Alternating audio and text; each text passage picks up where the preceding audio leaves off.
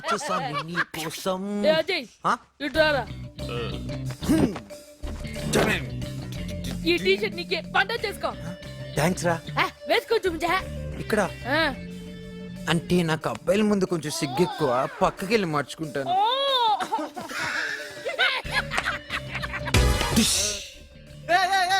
అందరూ చూడండి, ఇడు పెద్ద ఎదవా.